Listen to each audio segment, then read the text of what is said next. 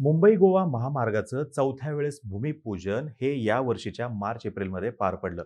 2011 मध्ये कामाला सुरुवात झालेला हा हायवे अजूनही पूर्णत्वास गेलेला नाहीये. सरकार बदलली, भारत जगातील 5वी सर्वात मोठी अर्थव्यवस्था सुद्धा झाला, तरी सुद्धा आपल्या देशाची आर्थिक राजधानी आणि भारतातील तसंच फॉरेनर्सचं आवडतं गोवा यांना जोडणारा महामार्ग काही पूर्णत्वास गेलेला नाही. ह्या महामार्गाबद्दल ऐकलेले जेवढे लोक आहेत, कदाचित त्याहून जास्त या महामार्गाचा वाईट अनुभव घेतलेले लोक आहेत. सरकार बदललं, लागेल तेवढा आणि मागेल तेवढा निधी सुद्धा दिला, तरी सुद्धा हा महामार्ग अजूनही भूमिपूजनाच्याच अवस्थेमध्ये आहे, अशी टीका होताना दिसते. समृद्धी महामार्ग जवळपास पूर्ण झाला, पण हा मुंबई गोवा महामार्ग याच्या एकूण स्टोरीबद्दल एक पुस्तक येऊ शकतं, असे उद्विग्न उद्गार नितीन गडकरी यांनी काढले होते. सध्या सोशल मीडियावरती या महामार्गावरील खड्ड्यामुळे टायर फुटल्याचे व्हिडिओ सुद्धा व्हायरल होताना दिसत आहेत आणि एकूणच या महामार्गाची अवस्था अजूनही वाईटच आहे, हेच समोर येताना दिसतंय. यामुळेच आज आपण माहिती घेऊयात या महामार्गाच्या एकूण परिस्थितीची, यासोबतच या महामार्गाला इतका उशीर का झाला यामागची कारण सुद्धा आज आपण जाणून घेऊयात. नमस्कार, मी अरुणराज जाधव बोल व्हिडिओवरती तुम्हा सर्वांचं अगदी मनापासून स्वागत करतो.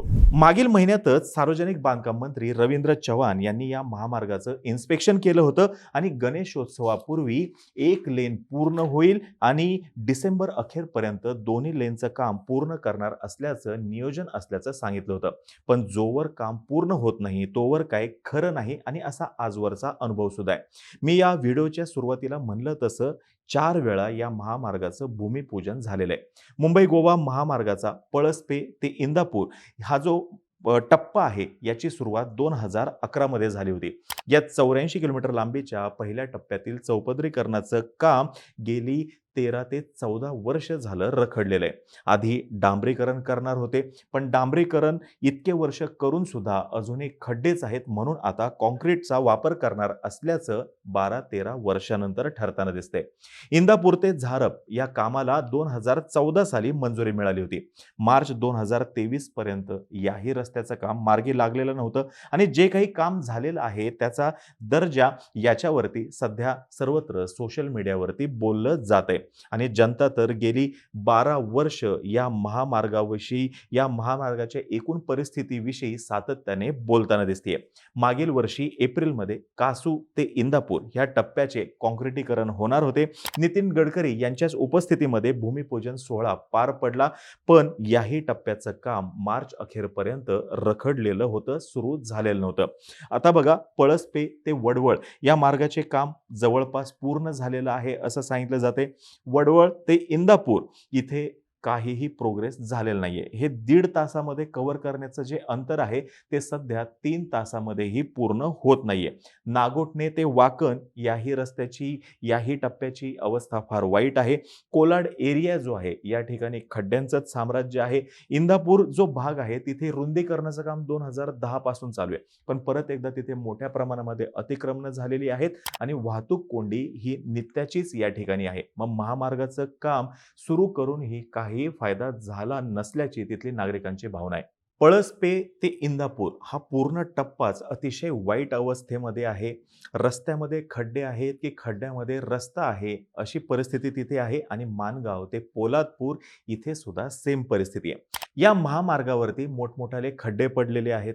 पाऊस पडतोय, पावसाचं पाणी त्या खड्ड्यामध्ये साठतंय आणि ह्या खड्ड्यांचा अंदाजच येत नाहीये, त्याच्यामुळे गाड्यांचे टायर फुटताना दिसत आहेत. या महामार्गावरती कुठेही सूचना फलक नाहीये. वळण कुठे आहे, कुठे धोकादायक रस्ता आहे, या संदर्भातले कोणतेही सूचना फलक नाहीत. रस्त्याचं काम होत नसलं तरी सुद्धा खड्डे भरण्याचं काम मात्र या ठिकाणी नियमितपणे केलं जातंय, पण याही कामामध्ये कुठेही प्रामाणिकपणा दिसत नाहीये, अशी टीका होताना दिसतेय. सर्व्हिस रोडचं अजूनही नियोजन झालेलं नाहीये. बायपास बाबत गोंधळ आहेच आणि या रस्त्यावरती मोठ्या प्रमाणात व्हायब्रेशन जाणवतात गाडी चालवताना. हे काही माझं मत नाहीये, तर न्यायालयाने नेमलेल्या कोर्ट कमिशनरने हे ताशेरे ओढलेले आहेत. या एकूणच कामाचं थर्ड पार्टी ऑडिट होणं गरजेचं आहे, अशी मागणी सर्वच स्तरातून होताना दिसतेय. नितीन गडकरी त्यांच्या खात्यातील कामाच्या गतीमुळे नावाजले जातात. निधी कमी पडू देत नाहीत हेही स्पष्ट आहे, तरी सुद्धा या महामार्गाचं काम का रखडलं हा सगळ्यात मोठा प्रश्न आहे. पहिलं यामागचं कारण आहे ते म्हणजे भूसंपादन. पेण आणि माणगावमध्ये सुरुवातीच्या टप्प्यामध्ये शेतकऱ्यांनी जमीन देण्यास विरोध केला. नंतरच्या काळामध्ये जेव्हा याच्यामध्ये थोडीशी प्रोग्रेस झाली, त्याच्यानंतर शेतकऱ्यांना जमिनीचा मोबदला मिळण्यास उशीर झाला, म्हणून कामाला उशीर झाला. दुसरं महत्त्वाचं कारण म्हणजे पर्यावरण. हा महामार्ग कर्नाळा अभयारण्य क्षेत्रातून जातो आणि त्यामुळे पर्यावरण विषयक परवानग्या मिळण्यास खूप उशीर झाला आणि एकूणच कामाला उशीर झाल्याचं दिसून येते. तिसरं महत्त्वाचं कारण जे आहे ते म्हणजे ठेकेदार.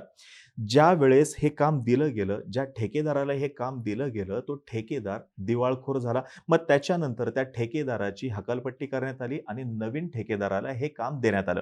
मग जेव्हा नवीन ठेकेदाराला काम दिलं गेलं, तर अगोदरचा ठेकेदार जो आहे त्या विरोधात न्यायालयामध्ये गेला आणि एकूणच हा प्रकल्प रखडत गेला आणि प्रकल्पाचा खर्च जो आहे तो वाढतच गेला. डिसेंबर 2020 पर्यंत काम पूर्ण होईल अशी हमी राज्य सरकार आणि national highway authority of India यांनी दिली होती, पण ही डेडलाईन चुकली. यावरून मुंबई उच्च न्यायालयाने सुद्धा यांच्यावरती ताशेरे ओढले. आता ज्यावेळेस या व्हिडिओसाठी मी माहिती जमा करत होतो, तर तेव्हा एक इंटरेस्टिंग फॅक्ट माझ्या लक्षात आली. ते म्हणजे 2018 पासून एक व्यक्ती महामार्गाचं चौपदरीकरण आणि खड्डे या संदर्भात पाठपुरावा करत होता आणि न्यायालयीन लढाई सुद्धा लढत होता. मग न्यायालयाने त्याच्या न्यायालयीन लढाईसाठीचे खर्चाचे ₹50,000 देण्याचे आदेश national highway authority of India आणि राज्य सरकारला दिलेले आहेत. थोडक्यात काय, एका पद्धतीने न्यायालयाने या दोन्हीही संस्थांवरती ताशेरे ओढलेले आहेत. रखडलेलं काम आणि खड्डे या संदर्भात 2 वेगवेगळ्या PIL सुद्धा दाखल करण्यात आल्यात, पण तिथे सुद्धा वेगवेगळ्या डेडलाईन सातत्याने समोर येत राहिलेल्या आहेत. कोर्टाचं एक ऑब्झर्वेशन फार महत्त्वाचं आहे या एकूणच PIL संदर्भात आणि एकूणच न्यायालयीन प्रक्रियेसंदर्भात. महामार्गावरील खड्डे निदर्शनास आणून देण्यासाठी नागरिकांची किंवा याचिकाकर्त्यांची आवश्यकता का आहे असं न्यायालयाने विचारलं होतं. ज्यावेळेस हे काम ऑथॉरिटीचं आहे, तर ऑथॉरिटीनेच लक्ष देणं गरजेचं आहे की महामार्ग चांगल्या पद्धतीने बनतोय की नाही. खड्डे निदर्शनास आणून देणं हे नागरिकांचं काम नाही, हे न्यायालयाने त्यावेळेस स्पष्ट केलेलं होतं. कोकणामध्ये फार महत्त्वाची अशी नैसर्गिक बंदरं आहेत आणि या भागाला उर्वरित महाराष्ट्रासोबत जोडणं हे फार गरजेचं आहे आणि त्याच्यासाठी हा महामार्ग महत्त्वाचा आहे. निधीची कमतरता असेल असा जर का अंदाज काढावा, तर महाराष्ट्राच्या सार्वजनिक बांधकाम विभागानं मुंबई, रायगड, रत्नागिरी आणि सिंधुदुर्ग यांना जोडणारा ₹70,000 कोटी प्रकल्प मागे मांडलेला होता. 2010 पासून या महामार्गावरती रुंदीकरणाचं काम सुरू झाल्यापासून 2500हून अधिक जणांनी जीव गमावलेला आहे. सुरुवातीच्या टप्प्यामध्ये म्हणजे जेव्हा या महामार्गाची घोषणा झाली, तेव्हा तिथल्या नागरिकांनी आनंद व्यक्त केला होता की आता आपल्या इथं महामार्ग होणार आणि महामार्गामुळं तिथल्या भागाचा विकास होणार.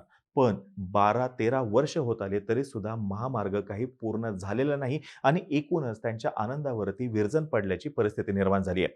या महामार्गासाठी 31,000 झाडं तोडावी लागणार होती असं मागं सरकारने स्पष्ट केलं होतं.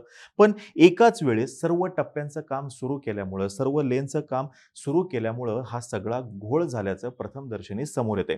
प्रत्येक टप्प्यासाठी वेगवेगळा कॉन्ट्रॅक्टर नेमलेला आहे आणि या कॉन्ट्रॅक्टरमध्ये कोणताच मेळ नाहीये, ज्याच्यामुळे हे काम रखडलेलं आहे. समस्या काहीही असली तरी सुद्धा सरकारने याच्यातून मार्ग काढणं अपेक्षित आहे आणि ही अपेक्षा नागरिकांची सुद्धा आहे आणि न्यायालयाची सुद्धा आहे आणि कदाचित यामुळेच रवींद्र चव्हाण यांनी कुठल्याही परिस्थितीमध्ये सर्व अडचणींवर मात करून या महामार्गाचं काम पूर्ण करणारच, ते सुद्धा डिसेंबर अखेरपर्यंत असा विश्वास दाखवलाय. आता बघूयात नेमकं डिसेंबर अखेरपर्यंत तरी हे काम पूर्ण होतोय का आणि ही डेडलाईन तरी सरकारकडून पाळली जातीये का? आता तुम्हाला ही माहिती जर का आवडली असेल, खाली कमेंट बॉक्समध्ये नक्की सांगा. जे कोणी आपले प्रेक्षक या महामार्गावरून प्रवास करतात, त्यांनी तिथला अनुभव सुद्धा खाली कमेंट बॉक्समध्ये शेअर करायला काही हरकत नाहीये. तोपर्यंत आम्हा सर्वांची व्हिडिओ जास्तीत जास्त लोकांपर्यंत पोहोचवा आणि चॅनलला सबस्क्राईब करायला तेवढं विसरू नका. धन्यवाद.